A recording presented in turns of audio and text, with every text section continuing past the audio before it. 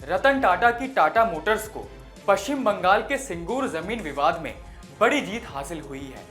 हालांकि इस जीत से पश्चिम बंगाल की सरकार ममता बनर्जी को तगड़ा झटका लगा है। दरअसल सिंगूर विवाद में जीत के बाद अब बंगाल सरकार टाटा मोटर्स को 766 करोड़ रुपए का मुआवजा देगी।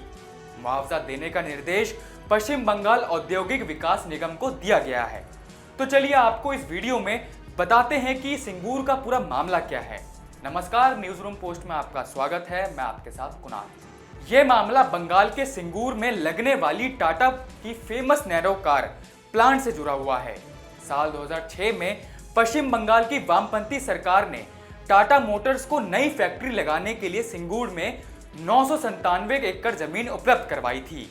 बता दें कि यह जमीन स्थानीय किसानों से अधिग्रहित की गई थी। टाटा मोटर्स इस जमीन पर अपनी नई गाड़ी नैनो की फैक्ट्री लगाने वाली थी।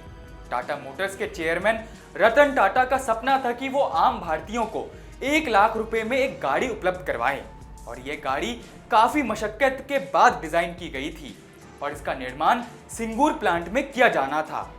तत्कालीन वामपंथी सरकार का टाटा मोटर्स को अपने राज्य में बुलाकर जमीन देना और फैक्ट्री लगाने में सहायता देना एक सकारात्मक कदम के तौर पर देखा गया था।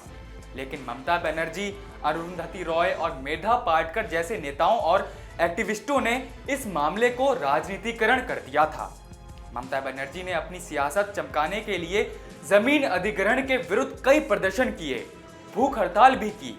टाटा मोटर्स के खिलाफ गुस्से को भड़काने के कारण बंगाल में टाटा मोटर्स के शोरूम पर भी कई हमले हुए थे।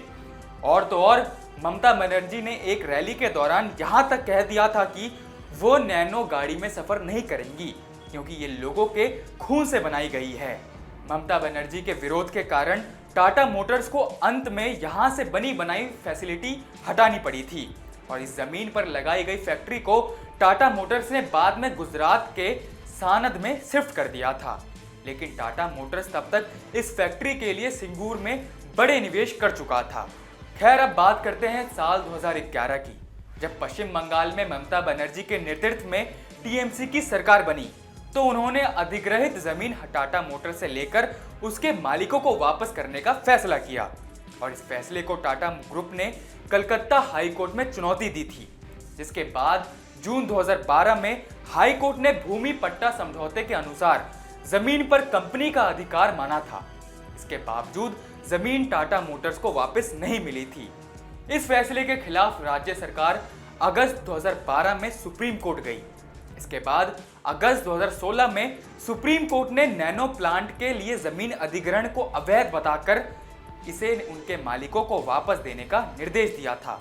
अदालत के इस फैसले के बाद जमीन लीज समझौते के एक क्लॉज का हवाला देते हुए हर्जाने के लिए टाटा मोटर्स ट्रिब्यूनल चली गई और करीब 7 साल बाद ट्रिब्यूनल ने टाटा मोटर्स के पक्ष में फैसला सुनाया है। इस क्लॉज के मुताबिक जमीन अधिग्रहण अवैध घोषित होने पर कंपनी को निवेश में हुए नुकसान की भरपाई की जिम्मेदारी राज्य सरकार की थी।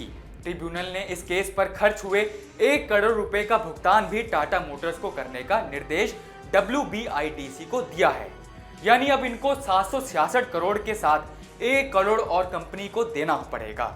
तो ये था पूरा मामला टाटा ग्रुप और पश्चिम बंगाल सरकार के बीच का, जिसमें जीत आखिर टाटा ग्रुप की हुई है। तो ये जानकारी आपको कैसी लगी कमेंट बॉक्स में जरूर बताएं और देखते रहिए न्यूज रूम पोस्ट।